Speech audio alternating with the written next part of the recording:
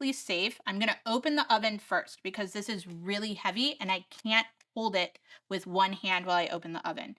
It's probably a good idea to ask a parent or an adult to help you with this step so that nothing gets dropped and no one gets burned. Since I'm alone in the kitchen, I'm going to open my oven and then come back for my pot.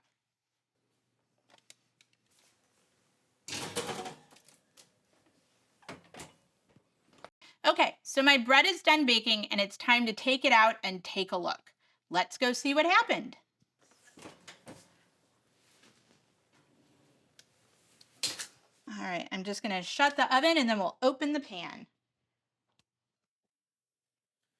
All right, let's see what's inside.